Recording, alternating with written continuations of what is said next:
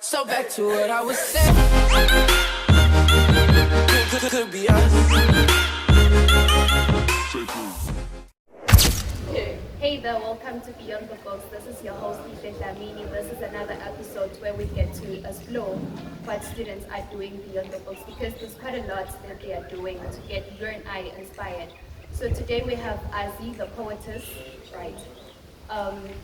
So what she does is to be a poet, obviously recites poems. I've seen her on stage, like performing fire. But before I get into more details, let's just get into it, guys. Azzy, how are you doing today? I'm good. How are you? I'm good. So how's it like? You know, school to be closing. How do you feel about that? Actually, I'm happy for because very in that. So I was going to take for me days to just rest and try to find a good So please briefly introduce yourself. Who is Azzy? You know, your real name, because Azzy is a stage name, right? Yeah, so my name is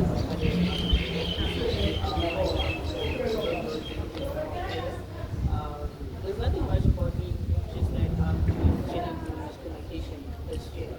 So yeah, that is basically I'm checking the page and I'm poetry. I play poetry actually. Everything about me is just poetry. So I find it very interesting that you are in year one, right? Doing journalism and mass communication. Already you're making your name. How do you feel about that?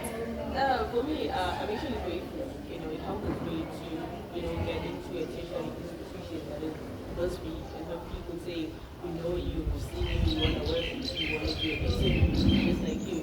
So for me, I just feel like it's an achievement. It's not easy to make a name for yourself, especially in this industry where you get supported just because people know you from here and there, not because they actually love what you do.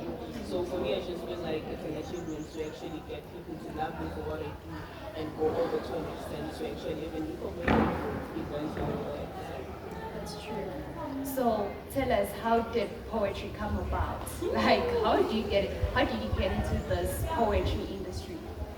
Where do I even begin? Actually, I think it was God, because poetry found me at a point in time where I was going through a phase of depression. I was suicidal and all that. So when I started doing poetry, it was not actually something that was in my mind to say, I just want to do it like that. I was never introduced to it to say, there's something called poetry and explore it in that manner. So for me, it's just started as a way of me, putting out my emotions and all that. I remember when I wrote my first piece, I was, a lot was happening. I was going through depression and I got to a point where I was like, God, but I don't want to do this life thing anymore. So what I was doing was I was writing a suicidal letter, which somehow turned into a poem. And after I had wrote that piece, I just felt it was something that has been lifted off my shoulders. So I started to write more. And the more I wrote, it wasn't, in my sense, it wasn't poetry. But when people read it, they felt inspired and were like, oh, this is poetry, this is good. So that is when I was like, oh, what is poetry? So I went about looking at different poets from the industry, looking at Android, that is how things in the poets came about. I see. So how did you get this name, Azzy?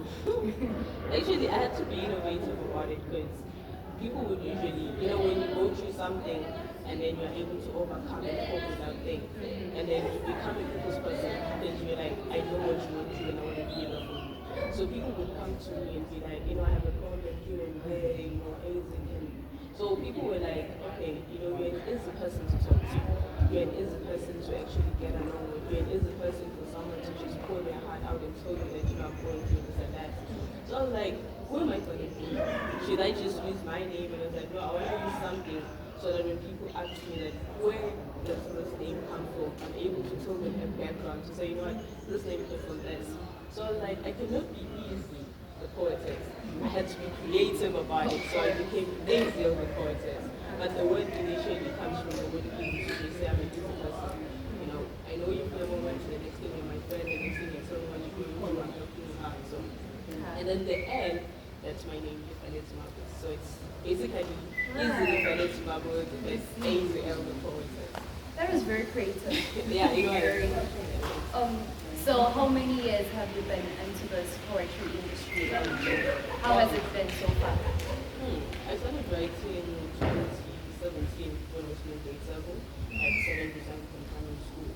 So I started writing. I wasn't performing or reciting or anything. I was just, writing. But at that point, I was using it as a coping mechanism, as a way of, making it my best friend in a way.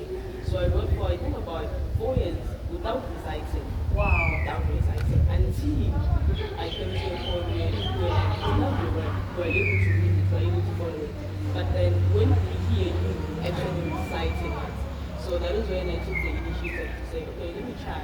And I did try for, it was a bit rough at first because, I was more interested in doing English poetry. So I was never that kind of a person who was into society to the extent, and stuff. Like, and I would hear people doing it and I fell in love with it. So I started reciting in 2022. And then that is when I met Hosted the Poetess. And I think it was a blessing meeting him. So for me, ever since I met him, it has been nothing but events, nothing but, him giving me a platform to actually showcase my talent, all that. So yeah, besides the fame, like everyone knows, oh, this is Azzy, oh my god, that on its own, but just being able to say, I'm able to do something positive in this world and to feel people say, I was going through this and that, and I heard you talking about this in a form of yours that says, and I felt inspired, I felt motivated, I felt better, because that is my goal actually. It's not about me being famous and but it's about me making an impact. That's good. It's life, so yeah. All right. So now that you mentioned Swedi, how do you guys meet? By the way, guys, as you remember, Swedi is a host here. He is my colleague, so I was just mentioning him. So I just want to find out how you guys met because he's also a poet, right? So, as I was still trying to find my ground in poetry, there was someone who said, I want to take you to Yamasawa because your poems basically talk about life experiences. So I want to take you to Yamasawa, which is a juvenile, so that you can be able to talk to your kids through poetry and just change their lives. So I wanted to recite, and actually, by God's grace, I met when he was also reciting on that day. So we met, and when we met, it was like, okay, I'm going to go first because you know me here. I was like, okay, no problem. Recite, and oh, this guy is hard. This guy is hard. I was very inspired, like, he is. And then I also did my work, and when we were done, he was like, you're good poet. I love the fact that she's able to pour your heart like that and actually make an impact. So let me take you now, but then we'll talk further. And that is when we actually met and she texted me on WhatsApp and yeah, till today, me and him I can still. That's very nice. That's very nice. So, any challenges that you encountered in poetry? Yeah, I would say they are because people usually judge you from what you say. So in this industry, it's no longer about me and my own experiences because I've been through that, I went through it, and I was able to overcome it and live it there. So I just do it when it comes to me personally because I want to tell someone that I've been there too. But then the problem begins when I have to share your story through my work. I don't know what you're going through, and the way I'm going to perceive it might not be the way that you're actually perceiving it as you are in the streets. So sometimes I just feel like people judge me according to what I post or according to what I do. Let's say I'm doing a poem about heartbreak per se, and they're going to be like, oh, okay, she's heartbroken. So I find that as a challenge because they then create this picture in their head to say, oh, she's this kind of a person, whereas I'm not. And another thing, it's all about the platforms. It's not easy because you need to put yourself out there. At first, I would just go to an event, perform, come back, and not feel anything because the people don't even know you. You're still trying to say, oh, I'm a poet, finding it down, I'm a poet, I do poetry, so nobody knows you, nobody cares about you. So that is one of my biggest challenges. But then so far, so good. I think this year has been a blessing because I've seen the progress. I've seen the progress. So, yeah. Like, it's really good. So, like any events that you've attended pure and art. Do you like charge people for, reciting poems? Okay, upon teaching people, basically what I do is Christian poetry because I'm under my culture, under the Poets Association, Christian culture. So we're basically just a group of Christian poets. So I've done a lot of events that are church related and all that. So when it comes to those events, it's kind of hard to actually charge them. It's like you're preaching, but you want to be paid because you're preaching. But when it comes to me, charging people, it's only because of the kind of events that I'm in. If you're going to ask me to actually come to you very hard and recite a poem, then I'm going to charge you because it's basically now work for me. It's not about inspiring people and all that. So I do charge people for teaching. And I do take pictures, collaborations and all that. Where someone is like, I want to work with you, and I'm like, okay, probably let's work together. So yeah. Okay, that's interesting. I'm not sure if I should ask how much you charge, but maybe for people out there who would like to know and invite you to their maybe birthday parties, would like to know how much. I charge enough. Enough. Enough. Okay.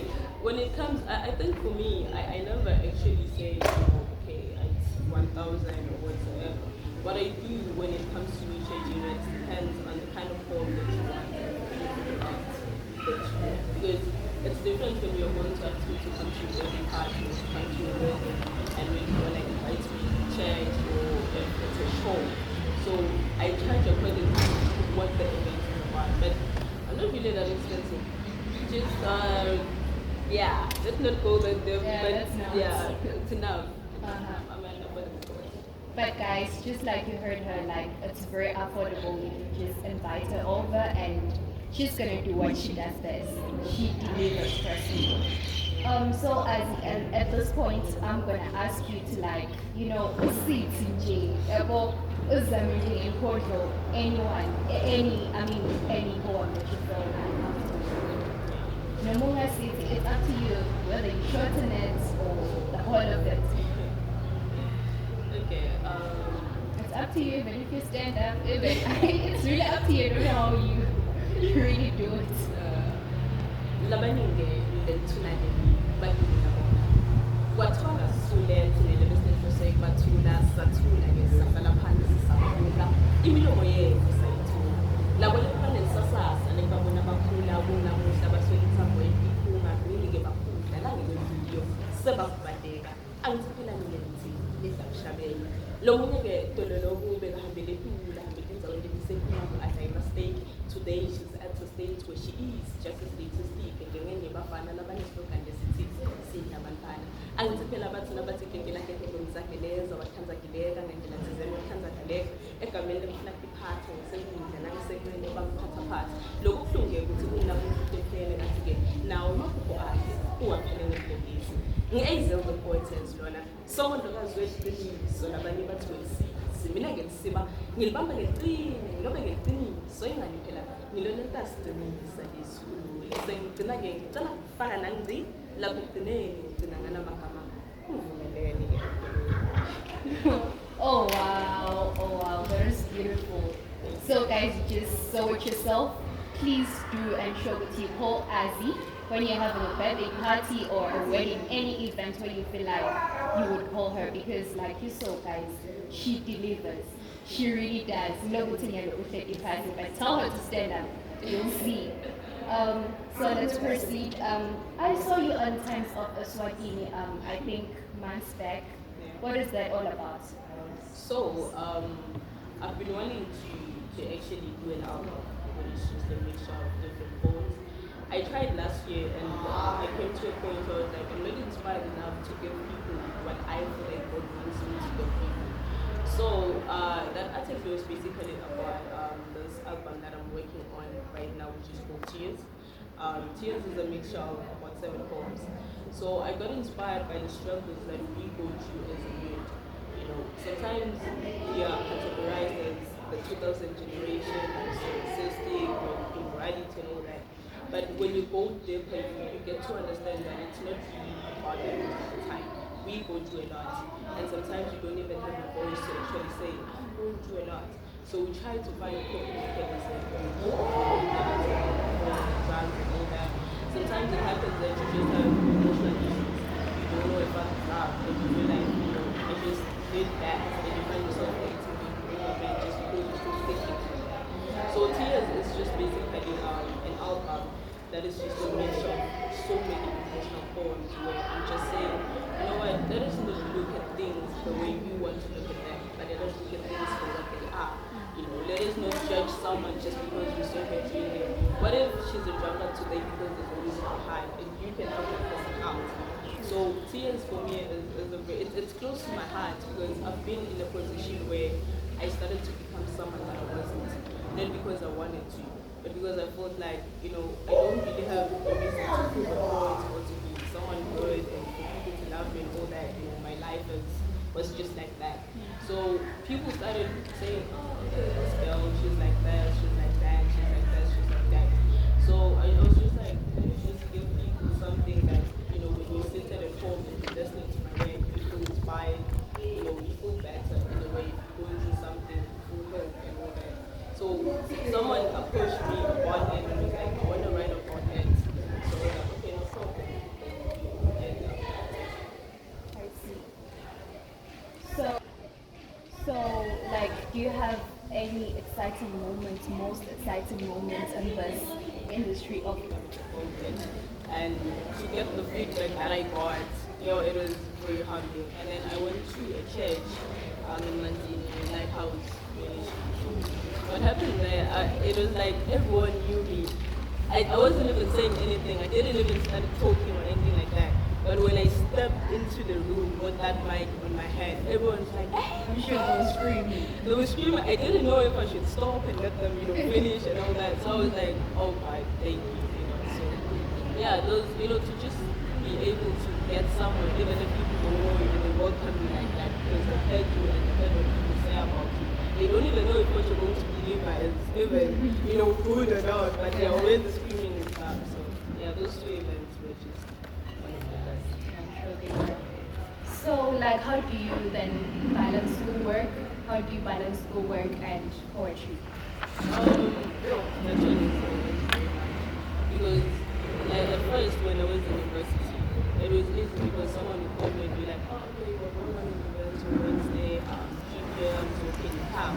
Like, okay, there's nothing I'm doing, so I'm coming over. So when I got into university, I now had to say, guys, I'm at school, I have an assignment, I have a class, and all that.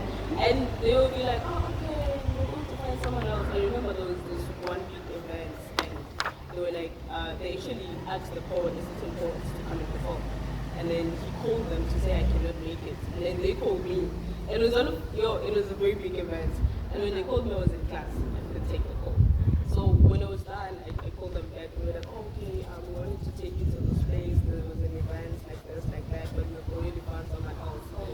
And I think that was a heartbreak on its own. So I found it hard at first until I was like, as much as I'm doing poetry, but I do need education. So I started to say, let me not chase, everything that comes my way. But let me just go for these events that I know that they are going to give me the publicity that I need and also maybe give me the money that I'm hoping for. So I just got to a point where I was like, okay, I'm going to take events that won't clash with my classes. I cannot sacrifice school for poetry. Not because I don't love poetry to that extent or I'm saying poetry is not worth it. It is worth it. But I have to, varsity, it's not like high school and that happens. So I just take the events that are going to be probably in the evening, like 7 p.m. or something, and then I work on weekends. So that is how I'm able to. Alright guys, we getting to the very end of today's episode. So I'm just gonna ask you Azzy to say your final words and also do mention how people can get to you, maybe social media platforms. Well, as someone who is once, I don't like to say I'm an upcoming poet. I am already a You poet. are.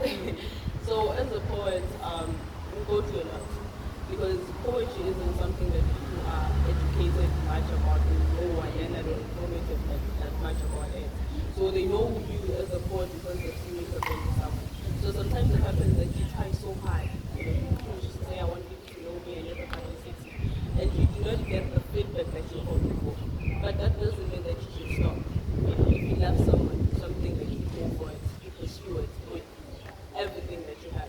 So it would just be a piece of advice to everyone who's got a talent and all that. Then it doesn't matter how you started, you know, or whether people love you or not. Just continue doing what you're doing until someone notices you. Because I did what I was doing. Some people weren't even interested in what I was doing until I met the right people who understood what I was doing and they were able to help me and keep me. So it's just all about saying, you know, guys, just continue pushing. You know, as much as you're at school and doing other things, you need something that we're going to make a name for ourselves with. And yeah, just always try to be someone who's willing to learn. That is very important. Be willing to learn. You know, finding someone who's going to say, I want to teach you this, I want to teach you that, doesn't mean that you're not good in what you're doing. That person just wants to make you better than what you are. So just be willing to be flexible enough to actually be taught and just the new things. I'm under Hosted Azzy The Poetess under 2020. It's a mentorship program for poetry for about 6 months. So when someone was like, I want you to join this, just, you know, to be able to be a better poet, not because you're not a good poet, but just, you know, to be able to expand and all that. At first, I was like, okay, like, why would I go for a mentorship program? Because I'm a poet and I'm good and people love me. But when I got into the mentorship, I realized things that I never knew about the concept poetry, like help me grow and help me grow. So yeah, and someone wants to work with me, or want to collaborate with me, or want to put me in anything like that, they can, you know, like hit me up on WhatsApp, 7612 I'm also available on like every social media platform. On Facebook, it's Azzy The Poetess, my Facebook page, and then I have a personal account that is my work. I also post my things there. And I do have a YouTube channel that is not active as of yet, but you know, on January it's going to be active. And then I have my Instagram page, Azzy The Poetess. So, yeah. Alright. Guys, please do not misuse that number, please.